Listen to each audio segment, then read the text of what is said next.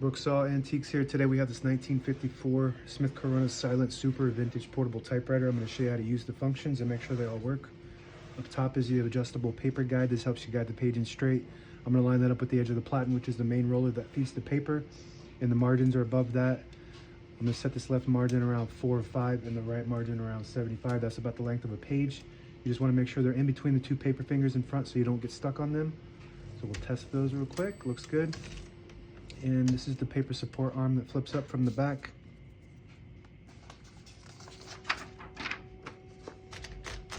And this is the paper bell that sits on top. It's got 3 adjustable rollers, and that's when you know you're dealing with a luxury Smith Corona, because it has the paper bell with 3 rollers plus the paper fingers to help support that page, to hold it down real nice and tight so you can get that nice print.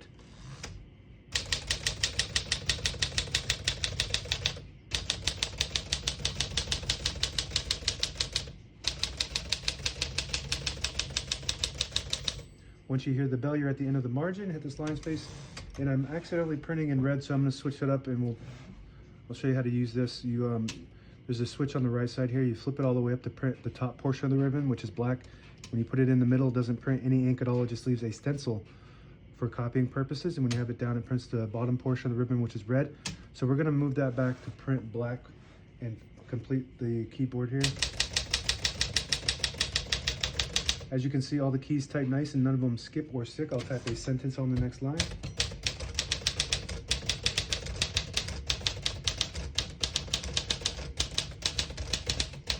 Very nice typing machine. This is one of my favorites, especially for daily typing. This is very smooth and easy to type on. The print looks really good, and it's very reliable. Like, it won't jam up on you. Just overall, one of the best typewriters, I would say, of all time is the Silent Super. And technically it's not silent, obviously, you can hear it, but it's a little bit quieter than the other versions.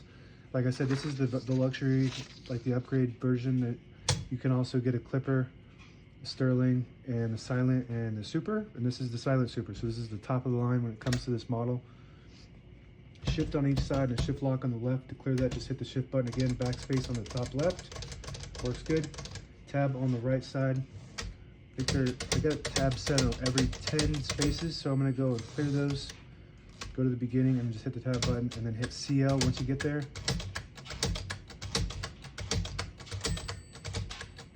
So now we shouldn't have any tabs, but I always like to keep one set somewhere in the middle, so that way when you hit the tab button, it doesn't go all the way to the end, causing wear and tear on your typewriter. Right below that is the MR button, stands for margin release. When you get to the end of the margin, it will block you from printing. Hit that MR button and it will allow you to go all the way to the end, or until you get stuck on that paper finger. Open the hood, all the brand new ribbons loaded on the left, so it's pulling to the right. And if you want to switch that direction, there's a little lever right above the backspace. You flip that up, it'll pull counterclockwise to the left. You flip it down, it'll pull clockwise to the right. That's the direction we want it to go. And right in the front here is the touch control. The farther right you go, the less tension there is when you hit the keys. The farther left you go, the more tension there is. You do have to hit the keys a little harder for them to print, but they respond faster. I like it on low. Carriage release behind each knob, and it's got the nice carriage releases versus the later model that has the hard plastic ones that break off all the time. So if you need one of those, check out my shop. I 3D print those since you can't buy them anymore.